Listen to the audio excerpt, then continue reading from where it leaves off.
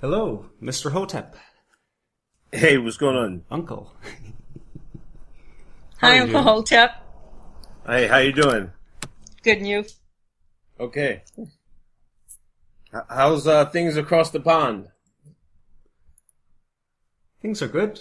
A lot better than they are over there in the United States anyway, with all this upheaval and clashes over the presidential election. I'm actually in Brooklyn, New York, so I'm in the States too. Oh, okay. Shout outs to Brooklyn. Whereabouts are you from yourself? I'm in Pennsylvania. I've lived here most of my life. I did do a stint in the Air Force. I've been a couple places. I've been to Saudi Arabia, Italy, Germany. But I lived in Pennsylvania most of my life. I live here now. Mm-hmm. Wow, nice. I was noticing from your videos that it was way too sunny to be on the East Coast. But no, it is in the East Coast. Oh. All right. Definitely not New York anyway. No, I mean, Philly's about, well, not that you're in Philly, but Pennsylvania, you can get to Pennsylvania in a couple of hours from here. It's like 2 hours. I live like 40 minutes out of Philly. Oh, okay.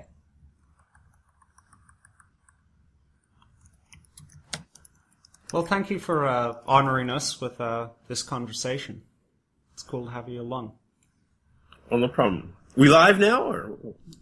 Yes. Yeah, sorry. Oh, okay. I just wanted to tweet out this thing. But... Yeah, do your thing.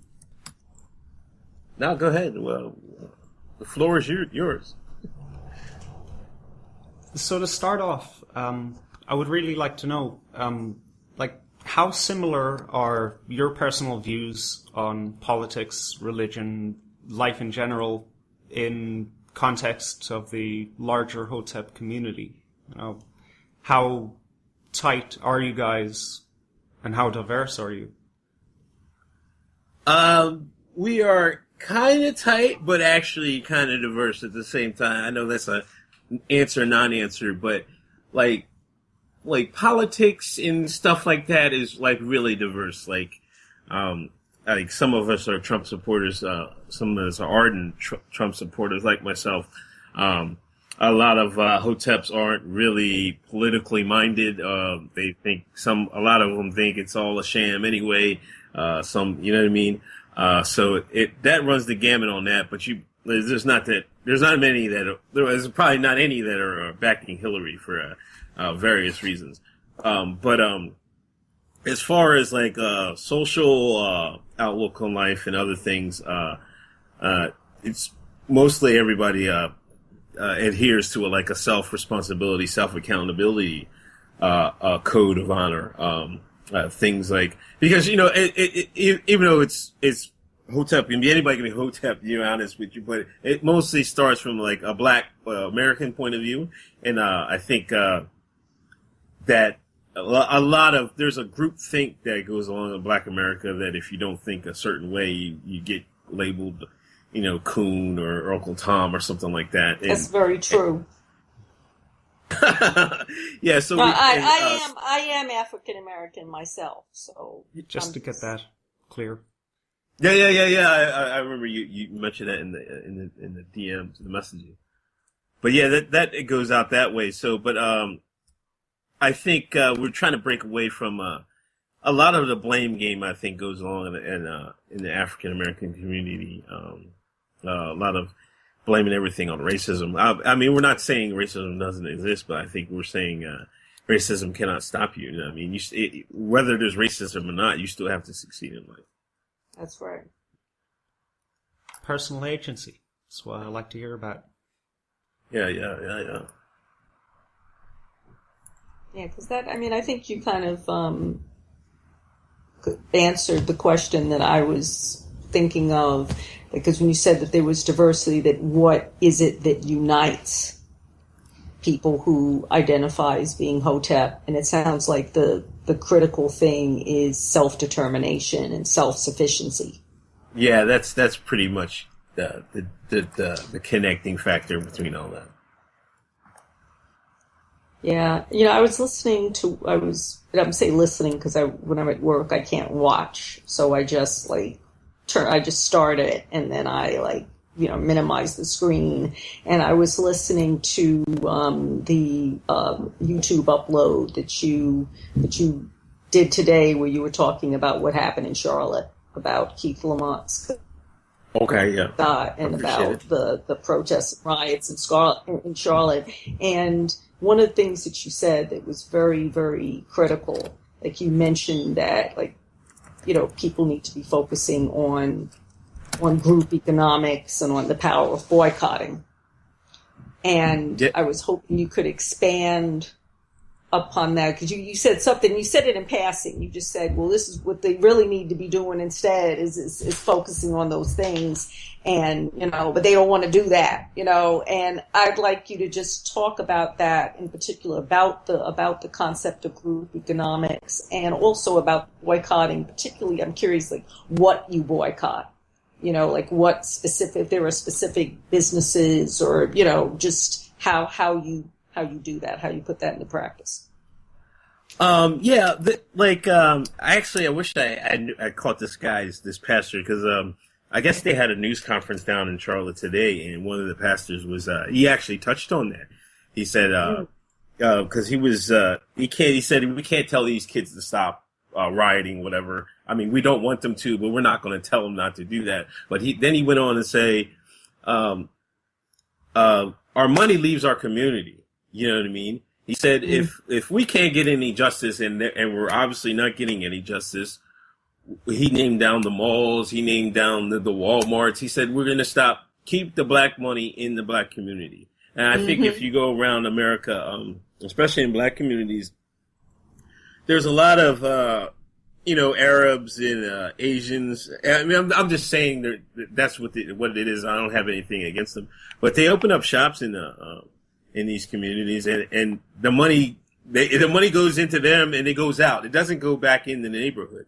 I think. That's right. I think Dr. Claude Anderson had said something about, I think Asians it stays 12 times, and in Israelis it stays 14 times. It stays in the community, but in black community it goes out much quicker. I mean, you're going to have essentials, like your internet, and if you don't have a food bank, you got to go grocery shopping in certain places. But clothing and where you have entertainment, your soaps and stuff like that. And plus, and now in 2016 online, you can pick your vendors where you want, and Amazon will get you your stuff the next day, so you can pick out who you're buying from. So I think if I recommend this instead of rioting. Why would you last night they robbed the tractor truck that was going into Walmart. They had a lady. She was a tractor trailer driver. She was scared to death, and she had to call the news agency. And she was actually having an interview with the news agency while they were taking stuff out of her trailer. Instead of doing all that, it was crazy. It's I think it was Fox down there. If you want to look it up afterwards, but instead of doing all that, just don't shop at Walmart. Exactly. I know I don't shop there. I've been boycotting Walmart for years now. Yeah. I mean, Walmart. Yeah. For so many reasons. Yeah, there's so many reasons beyond this latest call for justice. I mean, you should have boycotted them years ago, if you want to be perfectly honest with you. And if you boycott them,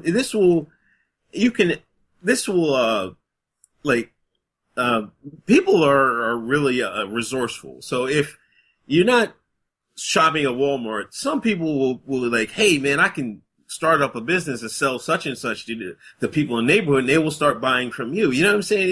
It will create opportunity for people to start their own businesses, and that's what I think Black America needs. That capital needs to be freed up. Yeah. I totally agree. Yeah. And then I think, I mean, in that case, I mean, if you put more money in the pockets, then you can I don't want to say buy politicians, but you know what I mean. But you can get better politicians in there that will look out for your personal agendas in the neighborhood. And if that personal agenda is better policing the neighborhood, then if you have money, you can do that. You know what I'm saying? Yeah. I think The first step is to develop one's own economic base and have something to work from, have a base to work from and negotiate from. Because if you don't have that, what do you have to offer? Yeah, nothing. There seems to have been a philosophy in the Western world, all across the board, being developed within the youth that, money is evil, money is bad, but whether you like it or not, at the end of the day, everything goes back to it. If you have more of it, you get to call more of the shots. It's just the way it is. Yeah, that's exactly the way it is. I think, and Black Americans, some do realize it, but I think some people don't see that. And I think we have other races that come over here, like East Indians and Asians. They come over here, and it's all about the green. You know what I mean? I worked with this Indian guy for a decade, man. He always told me, he was like, I don't mean to offend you, but he always told me, he's like, Indians, it's all about the green. That's all he said. He swore up and down by it. So I can believe it. I mean, and you know what? And Africans, from Africa, yes, they come here and they do the same thing. They're not playing around. Okay, right. they may come here from Africa within a few years. They've got a house, they've got businesses. They're buying property, and they work together and support each other in achieving those goals. And that's something that most Black Americans have yet to learn. And I think people, waking up and starting to do that. Yes. People are starting to see that. I think, cause this Black Lives Matter bit is like wearing thin on people. And, cause we've always, Hotep has always been at odds with Black Lives Matter, and that's one of the key things about it, because we always talked about group economics and boycotting, and Black Lives Matter always balked at that. They always found an excuse for that. And then now people are starting to see the jig with that. And I see it on the timeline all the time. Sorry. I'm glad that you brought up Black Lives Matter, because, I'll just say something briefly here that I think it's only relatively recently that I became familiar with the term Hotep, but I think that I've been doing this for the past, 40 years without even knowing, even knowing what it was called. Because I've been part of the Black cultural community, here in New York, for years. And, people didn't have a name for it other than being cultural, being aware. I was friends with a lot of people who vended, who were trying to develop businesses. But anyway, that aside, I have been, because, so many things have changed over the years. In fact, a lot of those people I used to be around, aren't so aware anymore.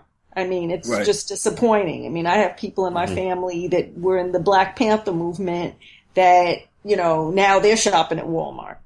But anyway, that aside, just to get to Black Lives Matter, when I started reading about the Hotep movement and seeing what the opinions were of Black Lives Matter, I was glad. I was like, okay, here are some people who agree with me on this. There are people who agree, because I was surrounded by people that would look at you like you're some kind of traitor or apostate if you spoke out against it.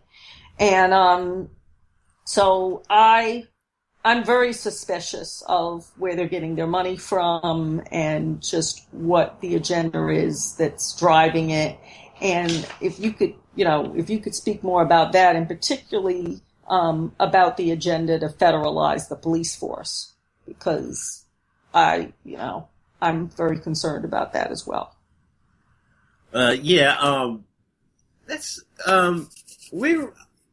I personally was suspicious from the start. You always want to give people the benefit of the doubt. And then a lot of people were saying maybe there is room for protesting, and then maybe there's room for them to bring awareness to certain situations. like me by myself, I'm a sort of older gentleman, and some of these problems have been around for decades. So, I mean, I wasn't too buying the awareness, but hey, if it needed more awareness, that's fine. But it's been like, it's going on a couple of years now, you know what I'm saying? And then the Soros connection came out, and people started putting well, especially us Hotep started putting two and two together. And now, if you look at Soros's track record, he funds certain movements across the world, and he causes mayhem across the world. You know what I mean? Mm-hmm. And the one thing about the police force, it seems to me, I've heard, now I've only heard the maybe like I think Sharpton and Jackson talking about federalizing the police force. That I seen the terms, and I think I made it. I think it might have been one of the WikiLeaks about doing police changes, and about Soros said. But it seems to me that they're using Black Lives Matter to create enough unrest that the people will scream for police changes or wholesale police changes across the country. Now, yeah, I can see that. That's what it and seems they'll like. actually ask for it, and they'll clamor for it themselves. Yeah, exactly. And you will ask for something. Now that, I mean, I understand that maybe there might be they might need some wholesale requirements nationwide, but if they're going to put it's also really dangerous if you put all police officers under one command nationwide. You know what I'm saying? I think there's been dangerous precedents in human history of that happening, and that might be a little unsettling. I totally agree with you. I mean, we don't want to go in that direction, but yet a lot of these fools will be asking for it. The same way that they're begging for, the same people who are going on that way are the same ones asking for increased gun control. Yes. Exactly. I mean, they're the biggest ones. I noticed that a lot of Black Lives Matter people are also pro-gun control. Yeah. As an outsider, I have to pipe in. Sorry, as an outsider, okay. That sounds Sorry. really contradictory. Like, I thought it was all about, how you can't trust the man, how, the oppressor's never going to help you out because the oppressor's always keeping you down. And now you want them to have bazookas and tanks and you have nothing to defend yourself. It doesn't make any damn sense. No. Okay. Face contradiction. Yeah. And one other point on that, I think I don't want to go too conspiracy on it, but I think we don't mind. Okay, you're in good company. I think they learned from like past black movements. You mentioned the Black Panthers and stuff like that. Yeah, I think they learned from those movements, and I think they said instead of letting it organically, they will plant the seed, which is Black Lives Matter, and then they'll use that to do their own changes. So that's why we have a dramatic shift, because the Black Panthers were armed, they were very self-defense oriented. Even the movement, the MOVE movement in Philadelphia was very self-defense oriented, and then I think they just said, "Hey, if we can start another movement, but we can control it, we can change their directions instead of like very self-defense. We can point them into the direction of having the government control everything." Yeah, I totally agree with you. And that's the thing that I find particularly sad, is that how are you going to have a movement of people where it's not their own movement? Where they're being funded by someone else. I even saw like there was some Black Lives Matter protest that was being funded by all these corporations. Yeah. And I'm like this needs to be like, there's like a whole generation of people coming up, young people that don't have a concept of having control and self-determination, even of their own protest movement. You're exactly right. He who funds the movement controls the movement. Exactly. And they don't even see it. They're just like, yay, look at these wonderful liberal, benefactors, philanthropic benefactors that we have. They care about what's happening to us. It's so naive. It's ridiculous. Yeah, it really is. It really is. This Vietnam protest brought to you by Smith & Wesson. Yeah. Right? Yeah, and I mean, just back to the whole, like, business with the gun control. Like, I just don't even, like it's from what I see, the majority of people in the black community today seem to be in favor of gun control, which I find to be bizarre.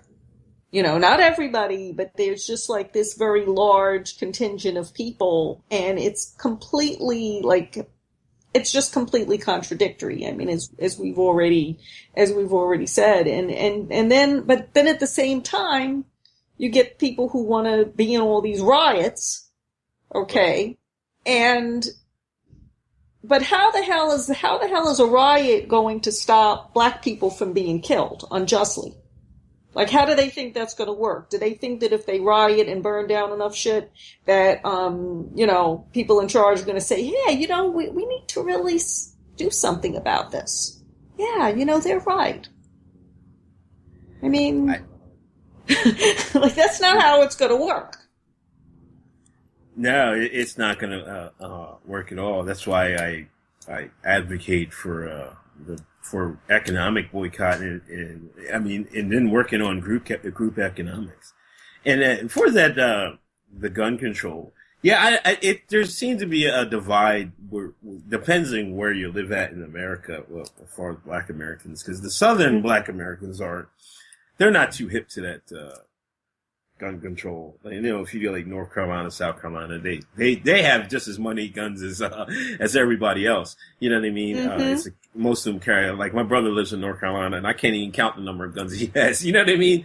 So, But if you go up north, I think you see that more. And I don't know if that's the elitist version of black people or something like that. I don't know, but you seem to hear that a lot more, and It's true. I'm in New York, and I, hear a lot of that argument. And then I don't know too many people. I don't know hardly any black people who feel the way I do on it, because I'm very pro Second Amendment, and they just look at me funny, like, And my attitude is, you want the criminals to be the only people with the guns? Like, when the shit hits the fan, like, how do you plan to defend yourself?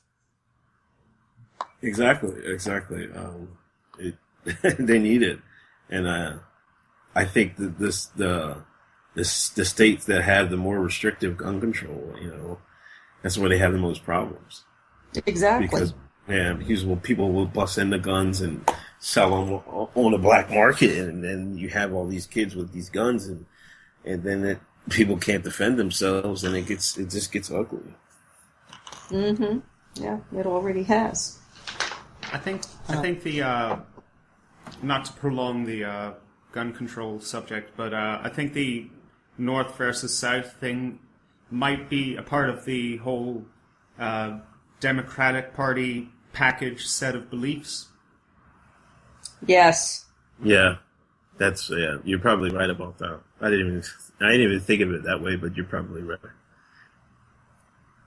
I mean, that is, their concentrated hold on black people is in the North. That's true. Yeah, it is. The urban plantations in the North.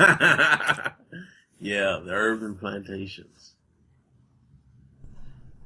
Actually, that brings up I hope I'm not taking something off track here, but Uncle Hotep, what do you make of the proposition that blacks have it better in a lot of ways in the South than in the North? Considering the migration northward and the ghettoization? I don't know. That's a hard thing to say. Because I lived the majority of my life up in the North. But when I was in the Air Force, I did live down in Georgia for a time.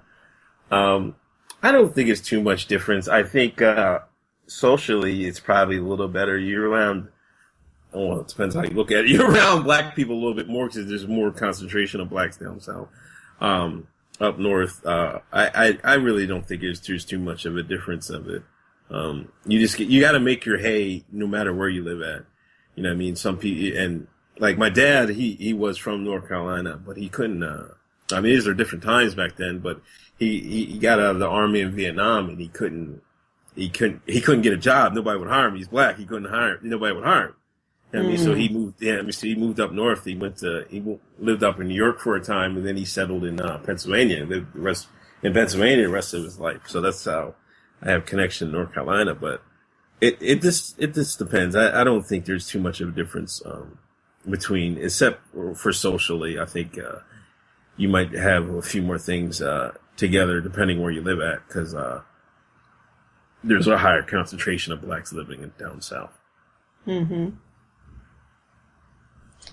Well, could we, I don't know, like shift gears a little bit? Cause, yeah, cause I'm very curious. If we could talk a little bit about Trump. Cause, do you think that like Trump is saying a lot of things that sound good? And, you know, and I'll just say that I definitely, no way in hell would I vote for Hillary. Okay. Right. I really don't like the way that Jill Stein has been pandering to Black Lives Matter. Not that she has a chance in hell of winning anyway, but there's just certain things that I disagree with. And I was leaning towards Trump, but I have some reservations. Do you think that he's going to keep the promises that he's making in his platform, like regarding fracking, regarding, they're saying TPP has been, is out, but now it's being replaced with something called TISA, which is basically the same thing. And, in his promises to increase jobs and expand economic opportunities for Americans, do you think he's going to come through on this? I don't know if he'll come through, but I think he'll try. You know what I mean? I think, like, if you're rich as him, put yourself in his position. If you're rich as him, like, can you have, I don't know how much time you have left on this earth. Do you want to be remembered forever? You know what I mean? So I think if he does get elected, I think he's going to do his best to be, like, he wants to be remembered as the next Reagan. You know what I mean? He wants people to talk about him decades after he's gone. You know what I mean? So I think he'll attempt to try. I think of course he'll have roadblocks, and of course some of the stuff he won't be able to get through. But I think far as trades, I think he will try to come through on that. They might repackage it, but I think he will try to stem the flow of globalization a little bit. He might not be able to stop it all, but I think he will try his damnedest to try to stop that.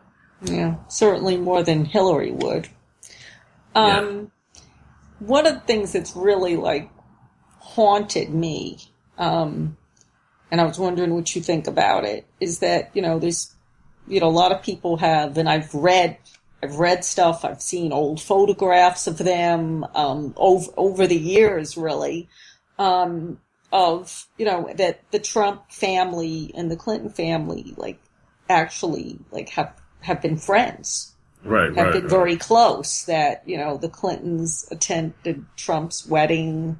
I've seen, like, photographs of Trump, like, playing golf with Bill Clinton, of them socializing their daughters, Chelsea and, I always get the name mixed up, Ivanka's the daughter, that they're, that they're friends. Like, what do you think? And, and people are saying that, well, what if, they're playing us? And they're really working together behind the scenes. I mean, what do you think there is to that? Is there anything to that?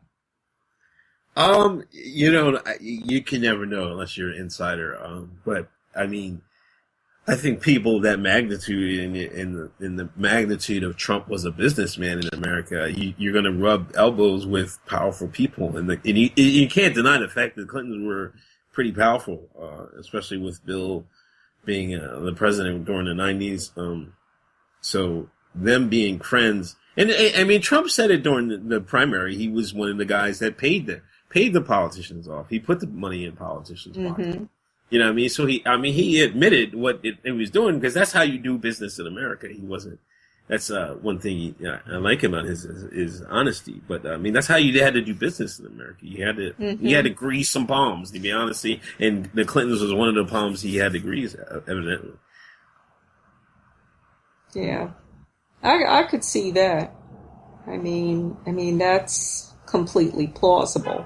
Even if you look at things like people playing golf, you hear about this, playing poker, playing golf. That's how deals are often made, backroom deals or, behind the scenes deals, that it doesn't necessarily mean that they're in cahoots per se.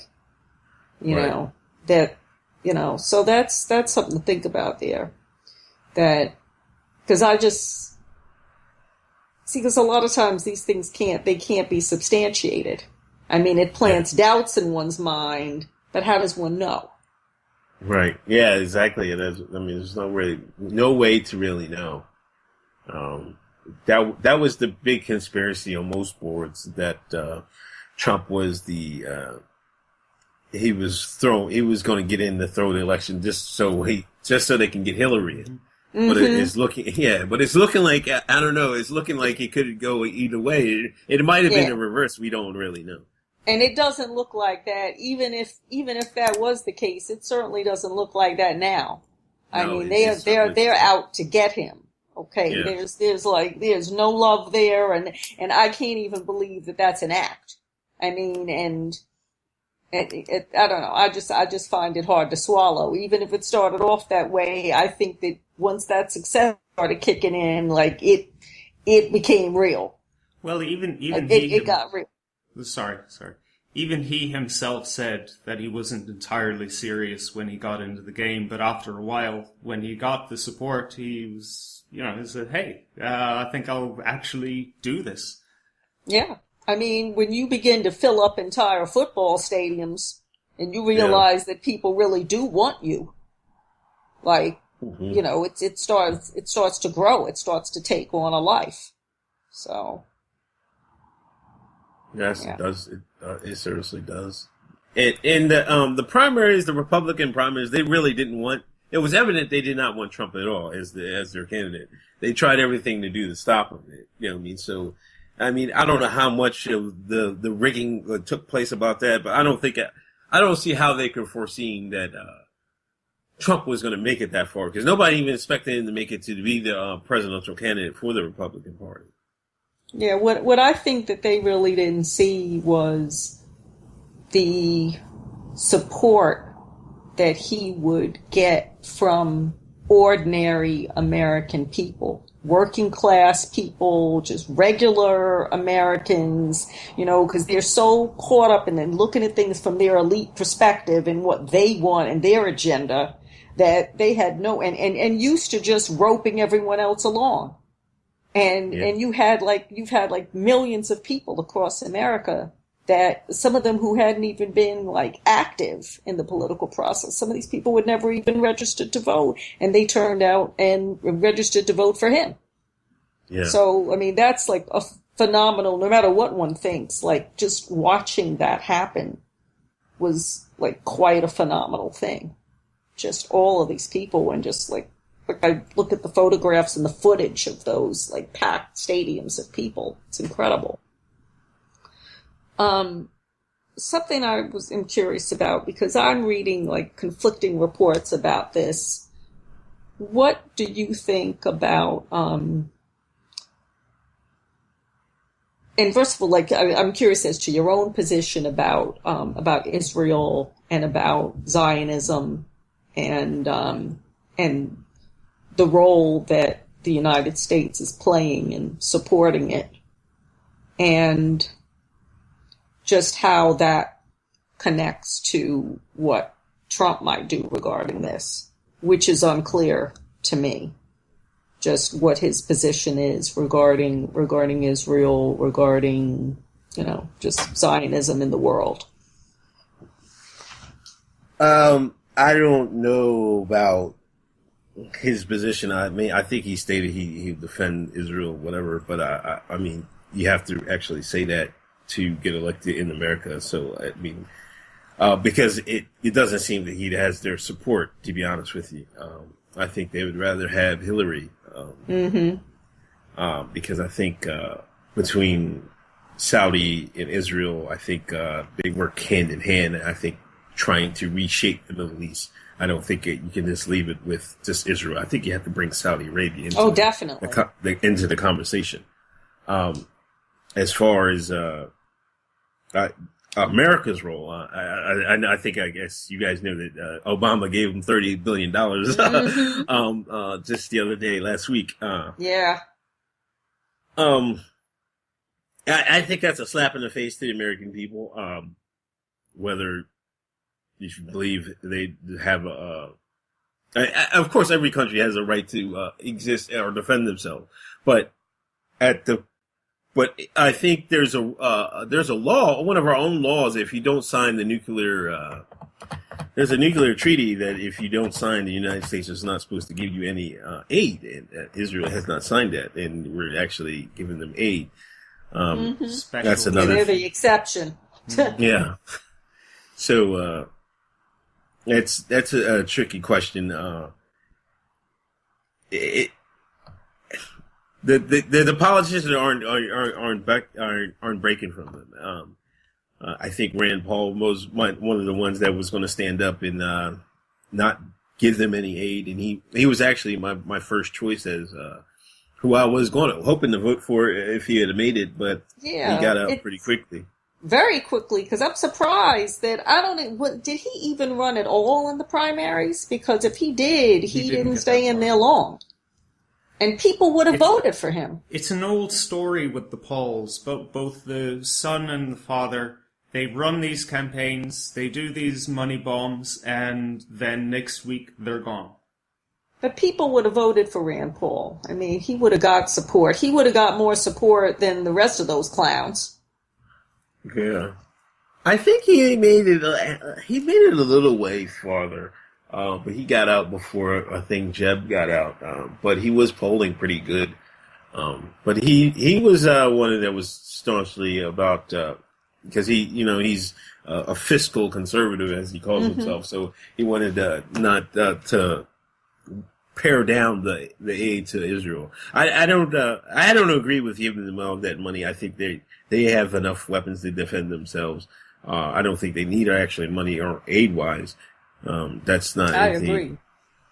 I agree. But about Zionism, they have to have a solution. But I don't think they want a solution, because that's how they actually, if they have the conflict, that's how they actually will expand their borders, and I think that's their ultimate goal. Yeah, I mean, the unfortunate fact is that anyone who becomes president of the United States is forced to deal with Israel and is in a position where they can't openly defy Israel beyond a certain point. Yeah. If they stand out and just outright defy Israel, like watch that person die in a plane crash or get assassinated or something. Yeah, it happens. That's right. Yeah. That reminds me. Trump did that when I remember. I think this was during the debates. He said he would when they were asking how you would negotiate. He said he would actually negotiate with both sides equally, and he took a lot of heat for that. He kind of cleaned it up when he went to spoke to AIPAC, but he at least said he would listen to both sides. He would try to be the mediator instead of staunchly. Everybody else was saying they would staunchly take the side of Israel, and Trump said you can't do that. If you're making a deal, you have to listen to both sides. Mm-hmm. Wow. I hope if he does that. There's something wrong with listening to both sides. Isn't this like getting into people's heads at all? Jesus. No, we're only supposed to listen to Israel. It's kind of rough over in these parts.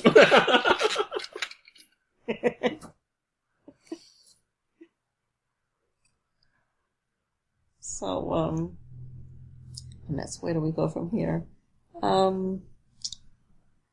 And I hate to jump back, because I guess we could have talked about it back when we were talking about Black Lives Matter. But could you talk some about Darren Seals? Oh yes, I'm glad you brought that up because I wanted to bring him up.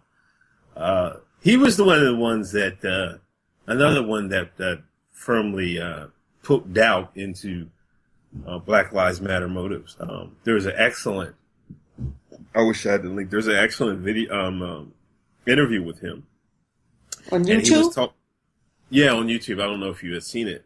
That he was talking about his interactions when Ferguson went down, because Darren was he lived down in Ferguson, and after Mike Brown got killed, he was the one out there protesting, and then they bust all these people in and flew all these people in, like DeRay and the other people, and he was talking about their interaction. He even named DeRay as going out and getting fundraiser money.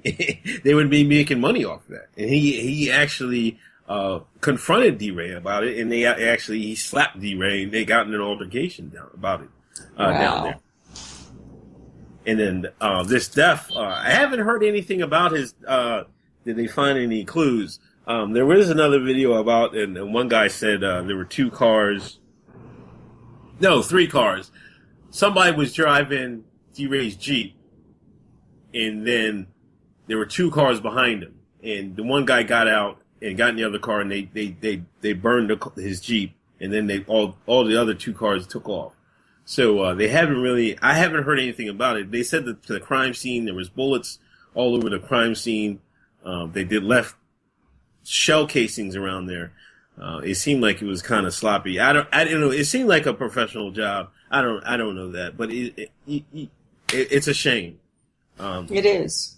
It sounds like an assassination to me, like a hit, and meanwhile, no investigation, just crickets. Yeah, there's been I haven't heard anything about it. Like if you shoot somebody and then you burn their car up just so everybody can see it. It seemed like they burned it up in the project across the street from a project where everybody could see it. I don't know if that's a message to send fear into anybody, or is it just payback? I don't know. Like it's tough. He was a good guy. He was real about his stuff. He took some hard stances against some of the social SJWs in Black Lives Matter. I mean, that's just what it is. But he wasn't down with them taking the money like that, and it's a shame. Yeah, it just looks to me like the people who they're taking the money from wanted him dead, and and they're making sure to higher up involved in that whole thing to sweep it under the carpet when it's actually done. Yeah, the same way they swept Seth Rich's death under the carpet.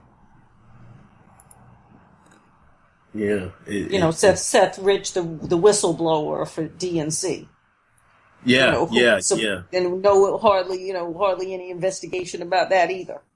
Yeah, I still haven't heard anything about that either.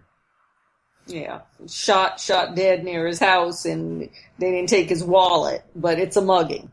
A mugging where, none of his physical possessions got taken. There's no shortage of those incidences around the DNC and the Clintons. Yeah, but I don't want to, digress off of that. I just, I'm just looking at this, and it looks like, like we were talking about having an authentic Black protest movement that was self-determined, and here you get somebody who's really trying to do that, and look what happens.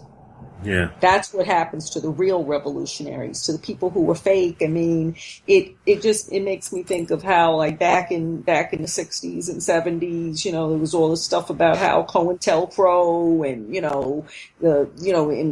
FBI was infiltrating the Panthers and infiltrating different movements, and now not only is it infiltrated, these agents are just in control of it. Yes, it's on a whole other level, and then if you're sincere, they'll take you out. And, you just have to be full of shit like them and completely part of this agenda.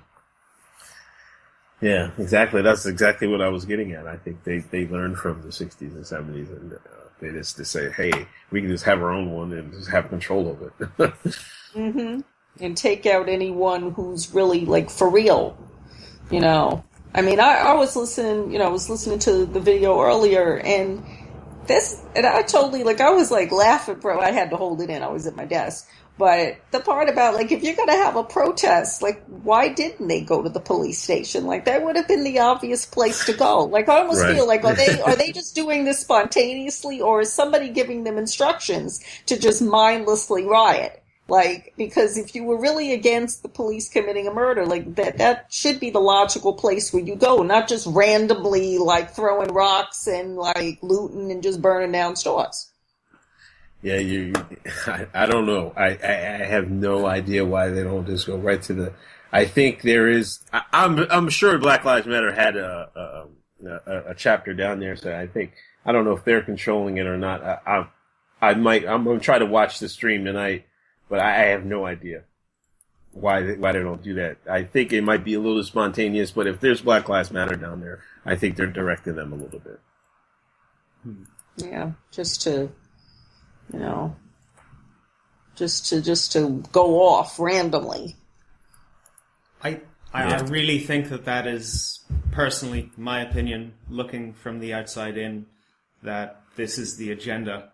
Because I'm talking with a variety of different people online throughout the day, and I noticed that white people in America, and regretfully people outside of America, are getting very agitated over this mass rioting, this incorrect behavior and disproportionate responses, that it's actually awakening racism in white America.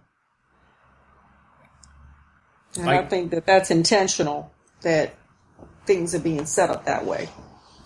An individual example of this, I was on Minds.com, brilliant new social networking platform for folks to join. And I was getting a litany from somebody who insisted that, to use the N-word fragrantly is okay now because, look at all of these, rioters on the streets. He or she was saying that they were caregiving for a veteran, trying to take them across the road to the VA hospital, and one of these rioters just smacks the veteran right in the face. And this person professed to at once be a feminist, and I guess that they found themselves to the middle of the road, but now here they are coming out with, saying that it's okay to use the N-word in any context whatsoever, fuck you and your feelings kind of attitude. Yeah, it has driven up the emotions on both sides. People are getting sick. People are drawing the line. It's just about, if you want to go into Colin Kaepernick, is him kneeling in front for the national anthem has. People are going crazy about it. I mean, to me, it's like I was in the military. I'm like, I don't care either way. I mean, I'm saying, on one hand, I'm saying he can do what he wants because it's a free country. On the other hand, I'm like, he's not really doing anything. He's just kneeling. Kneeling is actually being submissive, and it's not helping anyway. We should know there's a problem. We don't need more quote unquote exposure to stuff. Like, I think it's a little, what's the word I'm thinking? It's, him donating, which he is doing, is more important than him kneeling. Like, he's donating. I think he's going to pledge $1 million to different causes, and he's vetting them now. So he's going to do $100,000 a month or so. Hope it's not Black Lives Matter. Yeah, I hope so. I hope he's not donating to them. Anybody but them. But that's more important than him kneeling. You know what I'm saying? Yep. But white America is really patriotic. They're super patriotic. They love their country, this, that, and the third. They bought into the greatest country in the world, propaganda and rhetoric, and they love it. So them showing disrespect to the flag is actually more raising racial tension. I mean, I don't. They just drink the Kool-Aid. They drink too much of the Kool-Aid. I always say. Yeah, I'm glad that you brought it up, because I'm really suspicious of the way that the media has focused attention. And when I say the media, I'm saying that very broadly, not just the mainstream media and alternative media, but social media, like the way it's exploded. Because I know in my feed, because I'm so anti-Hillary, like I actually have a lot of followers and so on, people I follow who are Trump supporters. And it's all I see, like all over my feed, like every day practically. And, it's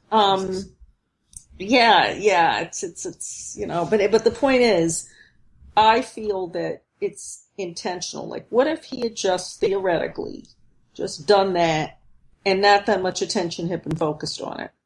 But no, it got blown up. It was all over. It's constantly coming up, and now it's beyond him. You find out the whole NFL, like entire teams decide to kneel, and then like all over the country, people are kneeling. It's become like this thing. Even the latest South Park, they did a spoof of everybody in the school, sitting down and kneeling. And I feel that it's deliberate, that there is a deliberate agenda to blow this up and to keep the attention on it. Because, and it's not that I'm so patriotic or, into all that, but at the same time, I think it's important, regardless, and we know, all of the, ugly aspects of what's happened in this country's history.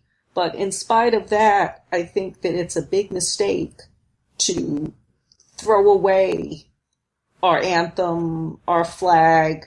Because if you get rid of all that, then what do you have? Because, there's an agenda to destroy the sovereignty of this country. Right, and to move us into global governance where our country won't have any power or identity. If I feel like, what are they trying to move us towards? Not having a flag. I noticed at the DNC, for the first few days, they didn't even have any flags around until people started raising hell about it. Right. You're exactly right. And what, we're not going to have an anthem? Because after a while, it won't matter. Because if our country gets subsumed into, globalism. And people are just playing into this. I see all these people, I'm not feeling that. It's not that I glorify this country or rah-rah patriotic, but I don't think we should be letting those things go. And I think that he's just being, there's just too much support being given to this. And, like I said, I see people on the other side that are like, they're just praising him for this. And I'm not with that either. There definitely is a hand behind it, yeah. Yeah, it's definitely gone beyond him just kneeling for social injustice or police brutality. You're right. I didn't even think of that globalism angle, but you're exactly right. This is another way that you can try to destroy the nation or the nation's the sovereignty. Because now battle lines are being drawn because you got people saying, because his jersey's near the top of the selling jerseys in the NFL now, and people are and some people aren't watching. Some people I think the ratings are down a couple percentage points because people are turned off by this social stuff being put into sports. I think it's another thing. Yeah. No, go ahead. It's just another way to get people fighting amongst themselves. As you brought out initially, to really just get people in a frenzy and to polarize people, whether for or against. That just seems to be part of the agenda. This polarization and creating all this ideological conflict. It's been going on in many sectors. We had the Gamergate thing with the whole tiff about gender equality in video games. You have it in heavy metal, even. Every little concern of humanity is now being infected with, well, are you this way or that way? Are you pro-nation or anti-nation? Blah, blah, blah, blah. Mm-hmm. Yeah. Something I noticed, because I actually did, and you know, it was messed up. I was trying to listen to the video that you did where you were talking about Terrence Crutcher, and then YouTube wouldn't let me play it. And I was doing everything. I was refreshing the page, I was closing and reopening, I kept trying to go back, and it wouldn't let me play it. It like stalled and just started buffering. But meanwhile, if I wanted to play some other random, like meaningless thing, no problem playing that. You know? I don't know what's going on. So I got to listen to a little bit, but I just wanted to run something by you that, don't you find it strange that all within, I believe, like a 24-hour period or less, you have the Syrian army is attacked. We have like a situation where the U.S. like actually attacked Russian forces and basically like aided ISIS. But a lot of people were distracted from that because the same night on Saturday that happened, we have this bombing in Chelsea.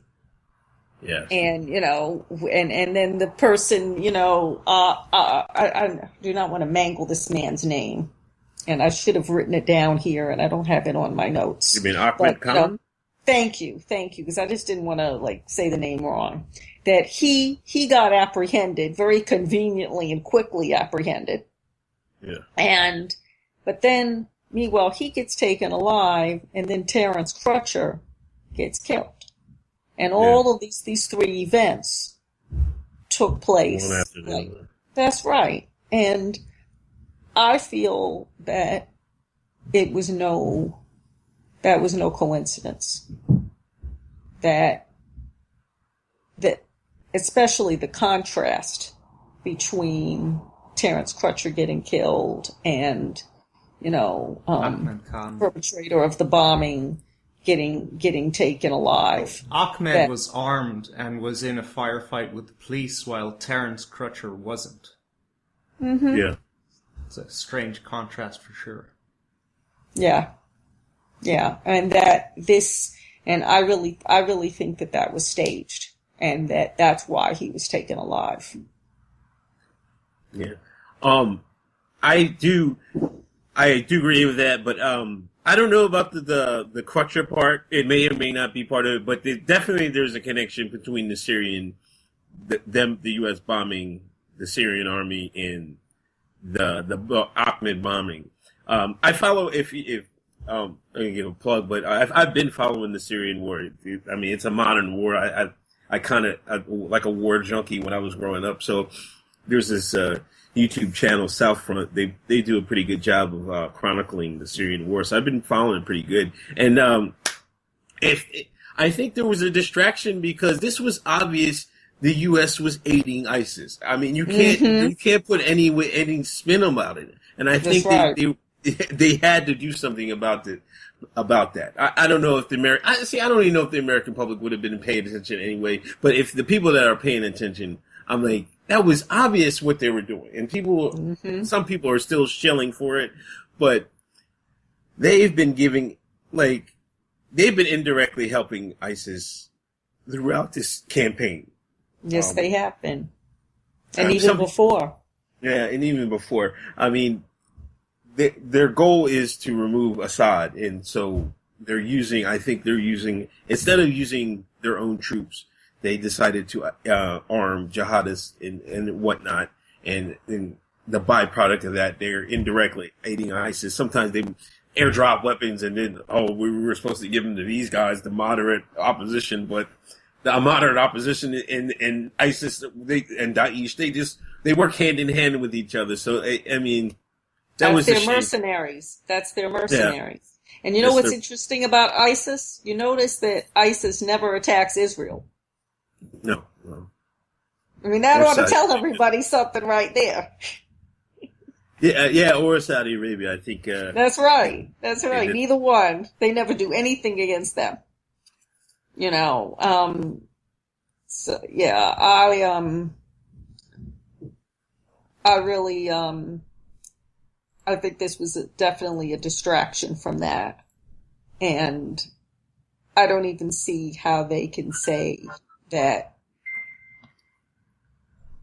because notice the way they talk around saying that, oh, well, this was intentional, but it wasn't a terrorist attack.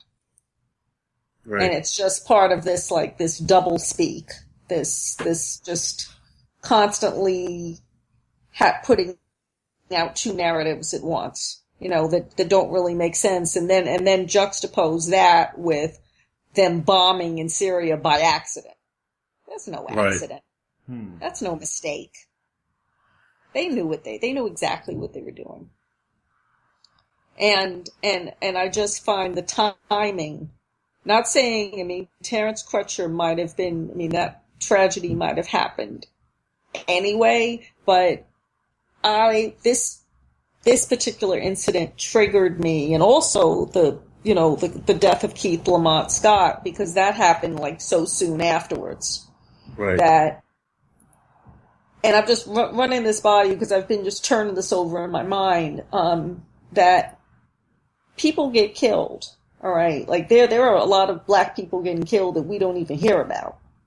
But when a situation gets blown up, and particularly when it ends up turning into like a big giant protest riot, whether you're talking about this, whether you're talking about Milwaukee, where it really, really blows up, that I wonder, like, what's behind that? Why certain incidents get blown up, as opposed to others. And then it's even got me wanting to look at the timing of Milwaukee, because I'm pretty sure that there were raids going on in Yemen and Syria, like some massive raids going on at that time. I would have to go back and like check the dates, but I think there's something very intentional going on here in terms of these events being manipulated to keep us to, and it's working on multiple fronts. So anyway, sorry to go on so much. I've really just been trying to just think this out and just think how it's connected, that what's going on within our country is connected to what's going on outside, overseas. Yeah, definitely some of these events, because you got to always think they have multiple uses for some of these things. Some of them might be distraction from the political race, and some might be a distraction for the Syrian war. But I really don't think they have to do too much of a distraction from the Syrian war. I think this event was big because, Russia, they called the UN, the Emergency Security Council meeting. So I think that would have got some world press on the world stage. But the average American doesn't. They probably couldn't find Syria on the map. This is being sad. Honest. It's sad, you know what I mean? So the average American doesn't know, like the when they ask entire region, right? Yeah. Like Gary Johnson, they asked him what are you gonna do about Aleppo? He didn't know, like, what's Aleppo? You know what I mean? So it's like, I don't know. That was, I really was appalled by that, because I'm not anybody, special here, and I know what and where Aleppo is. And come on, and this guy's running for president. Right. Yeah. Like, he lost me. I actually had kind of liked Gary before that, and I was like, no, Gary, no, you can't go on TV like that and not know what Aleppo is. No. Yeah, he lost my respect there, because I've been following this thing too, and I think we all need to, because I feel like this is like ground zero for World War III. Yeah, I do too. I think it's getting there. And we need to be paying attention, because it's like, all of our money gets taken. What? It's like I probably lose like a third of my income gets taken for taxes. Maybe I'm exaggerating a little bit, but it's enough. It's bad. And we're all getting all this money taken, and we don't even know where it's going. Right. Yeah. It's crazy. Yeah. shall we jump gears? Sure. Yeah, go ahead. Well, we've passed the whole Black Lives Matter topic, but I would like to revisit just for a second, because I'm a huge conspiracy theorist myself, and I don't know about you, but you did tweet out a video from somebody else, but it involved the Masons. It spoke on them. Mm-hmm. And we have Black Lives Matter, one of their chants is, hands up, don't shoot. But people who do look into the Freemasons recognize putting your hands up as the Masonic sign of distress. So that, say, if you're in a conflict, like, say, back in the day, you know, you're on the British side and you're fighting the French and you know you're going to lose, you just put up your hands and verify that you're a Mason and, you know, they just bring you home. Okay. I did not know that. Do you think that there might be a little bit of an inside joke on the black community? Or I don't know, man. That's a little. I am probably conspiracy minded. If you want to use that term, I really don't like to use it. I just think people are lying. I think this truth is stranger than fiction. You know what I'm saying? Exactly. I agree. And so I read somewhere. Sorry. No, I don't know if that's the case. I haven't read too much into that about symbols and stuff like that. I really don't get into stuff like that. I mean, I'm sure that some of that stuff does happen, but I just don't look into that. Like, as far as symbolism and stuff like that goes, I really don't go deep into that rabbit hole. But other parts of conspiracies, if you want to call it that, yeah, I do get into that, but I don't know anything about that. Just thought I'd throw it out there. No, it's no problem. Yeah. Goodness. You know what I remember reading? That whole term, conspiracy theory, that it got coined by the CIA. It was just a way to shut people down who were questioning the official narrative that they wanted to present. Yeah. That it was just their way to discredit people, really. Well, there's actually a document released under Freedom of Information Act that there was actually a document that described this from the CIA. Mm-hmm. Specifically concerning the JFK assassination. Yeah, that was before my time, and that's one thing I just can't get. There's a couple of things that I grew up like this. It just doesn't sound right. I'm like my dad. I always remember my dad talking about that, and then he was like, when they first tried they get somebody to replicate the shot. He said they couldn't get anybody to make the shot Oswald did. They said he couldn't. They said they had a whole bunch of Army sharpshooters, and they said nobody could make the shot. It just boggled my mind that they got away with magic bullet theory and whatever and then they get up and killing Oswald, and then the other guy Ruby goes to jail. I'm like, come on, man. It's like, that doesn't even make any sense. It doesn't. It never has. No, but there's a lot of other examples of them doing that, and they managed to get away with it.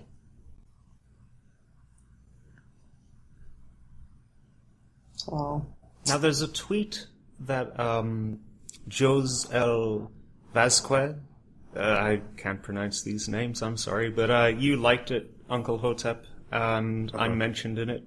Did you see Hillary at her Orlando rally? Check YouTube physically. And is there something worth sharing there? Oh, her health is bad. I mean, her coughing fits. Nobody believes it was pneumonia when she. No. That wasn't pneumonia that had her out like a light. She was sick to death. I don't know. She doesn't look good at all. You know what I mean? I think this election is kind of taxing her. She doesn't have the energy as Trump does. So that was a big thing. And now, and I follow a couple of people like Serenovich and all these other alt-right guys, and they were talking about her health. And I was trying to stay away from that because I was like, why don't we just talk about her policies? We should even get her on her policies. But I didn't know this was going to happen about her falling out on September 11th. So them guys were right for once about that, about her health. Yeah. I mean, in terms of the story of her having pneumonia, it may be partially true, because I did a little bit of research. All right, like if you look at the coughing that she's been doing, and that goes back for months. If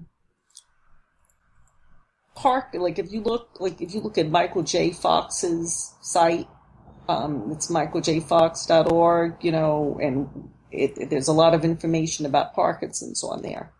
And there's a section on the site that talks about some of the different complications and disorders that are associated with Parkinson's. One of them is swallowing disorder.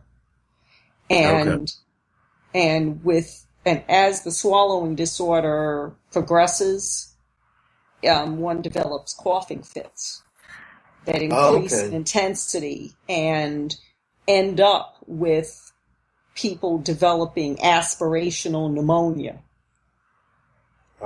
Because fluid begins to collect in the lungs.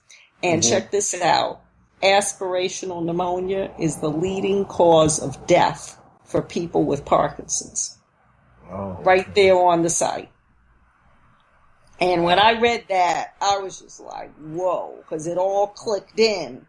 These long coughing fits and then when you look at the way she's been dressing, like wearing like these long like tunics and these baggy jackets.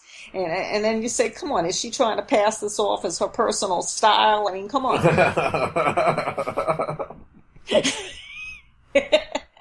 Like, what is she hiding underneath these long tunics? And I mean, I'm not going to say I know, but I think she has Parkinson's. And on top of that, I looked in the WikiLeaks archive, and you could just go to it. Anybody could go to it. Just go to WikiLeaks, and you go to the Hillary Clinton archive, and you type in Parkinson's, and about 4 or 5 hits come up. She was researching it, or had her people researching it. There's all this stuff about Parkinson's there.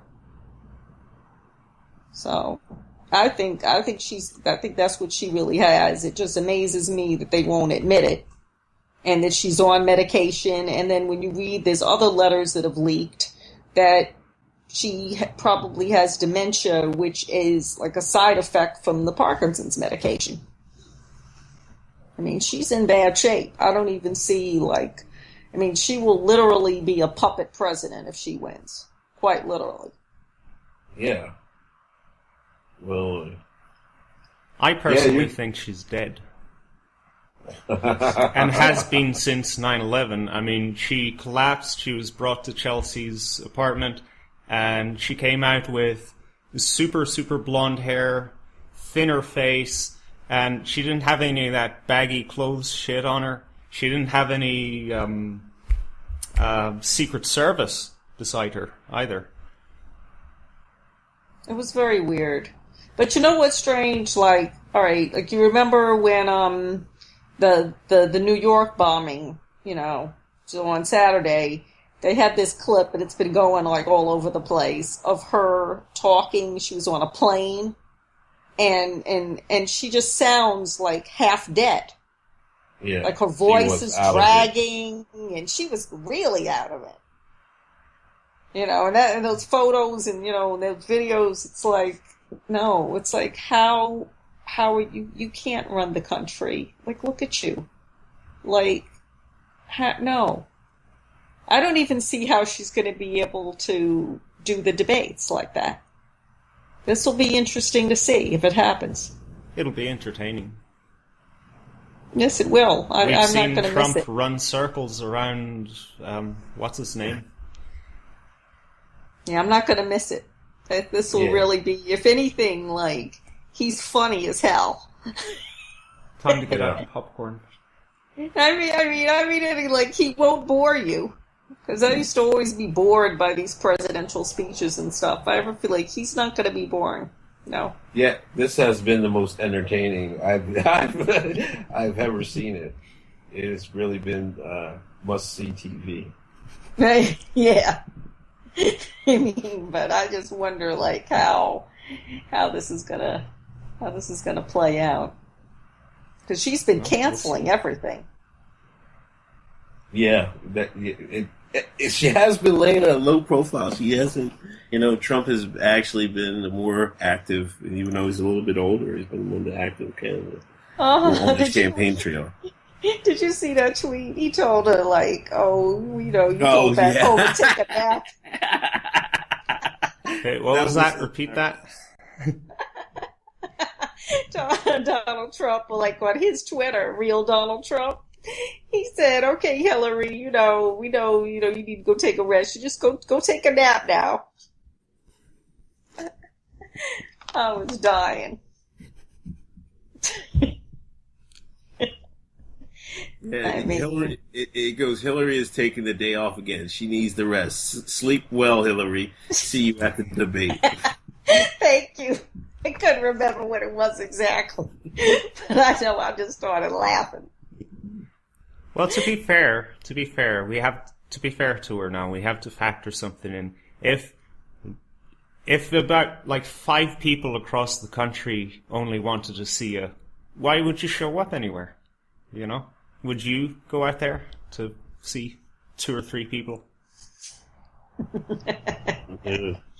Yeah, but she put herself in that situation. I mean, it's gotten even worse as time has gone on. So shall we take a musical break or touch base with Uncle Hotep?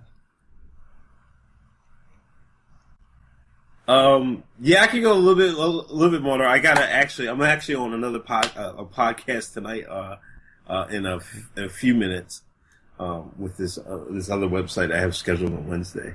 I don't know how much longer we was going, but if we want other subjects we can hit up, I can do that. All right. You can get the last shot in there, Francesca, if you want.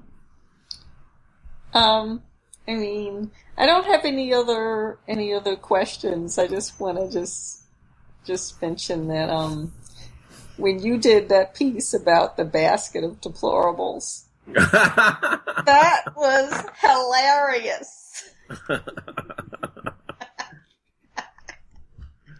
I just want to let you know that was great. I mean, I was just like laughing my butt off in here. So. Thank you. I appreciate it. Yeah. Definitely brilliant comedy. Yeah. A plethora of deplorables. And all you can eat of deplorables. It's great. You're a funny man, Uncle Hotep. And you're going to do your movement a lot of good. Keep doing what you're doing, man. I'm trying, man. We're trying to get this Hotep stuff popping. I think we just had Hotep Day last week, 2 weeks ago. Yeah, the 13th. Sorry, jeez, my memory is going. But it was extremely successful. We were so surprised about all the people that backed Hotep. We had closet Hotep people coming out of the woodworks. It was so good. So we're gonna. I don't know. We're going to have, of course, we're going to do that annually. I don't know. We're thinking about doing some other stuff to get our name out there. Especially at hotepnation.com. We're trying to get that site up and running. I mean, it's up and running. We're trying to make that out like a major news and social media hub for Black America.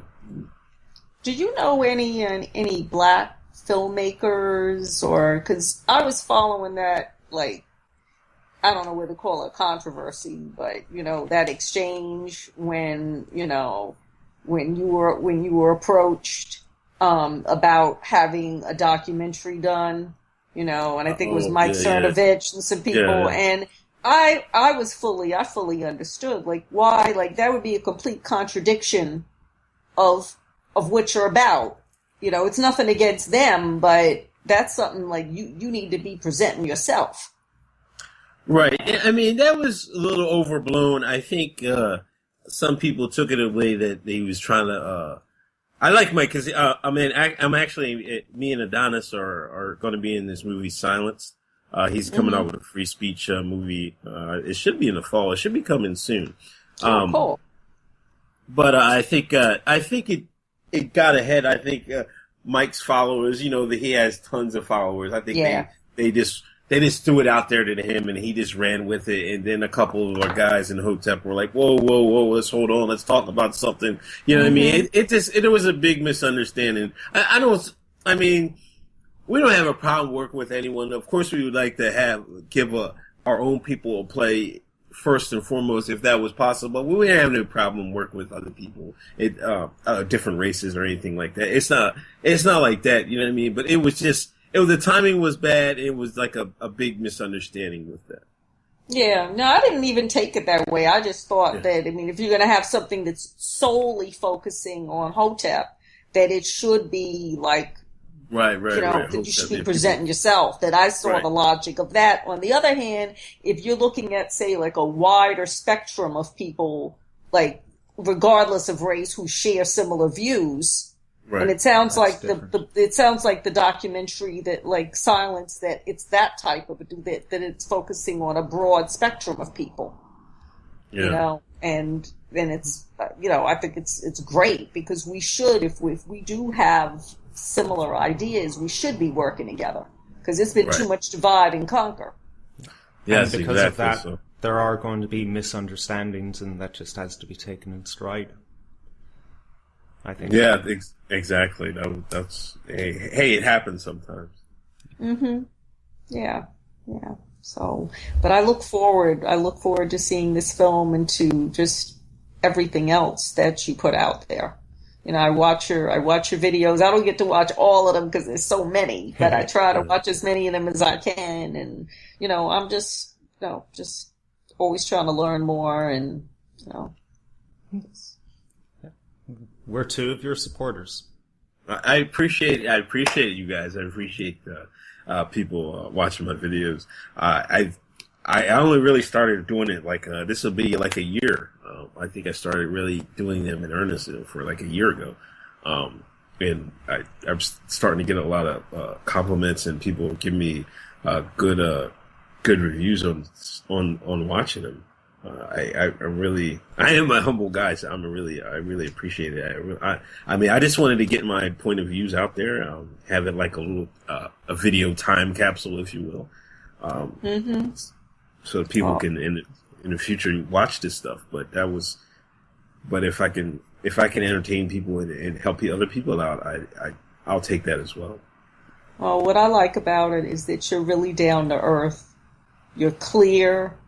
You're straightforward, and not everybody's like that. Some people are just all over the place. And I just feel when I really started looking into Hotep, you're one of the first people that I followed, because some of the other people, I don't know, you would just look like they'd be just arguing with people or something. I couldn't even figure out, I don't know. I would read, I'd be like, well, what the hell am I reading? I didn't even know what they were talking about sometimes. But with you, I could connect and be like, okay, all right. And when different situations go down, different events, I tune in, see how you're weighing in on it, and it makes sense to me. So I appreciate that, and at the same time, you've got a great sense of humor, but you're clear and are bringing that insight. So thank you. Oh, well, thank you. Thank you for listening. I appreciate it. Would you consider coming back sometime later? Yeah. Just hit me up, man. I'd appreciate it. I'd definitely come back. Cool. I definitely. That's what I like to hear. That means we didn't alienate you or piss you off. No, you guys, great interview. Great. It was a great. It was great conversation. I hope the listeners like it. I appreciate it. Thank you. Thank you for joining us. No problem. Well, sir, have a good evening. Yeah. Okay. Thank you. All right. Thank you both. Thank you. All right. Cheers. Thank you. Peace. Love you, man. Peace. All right, man. All right.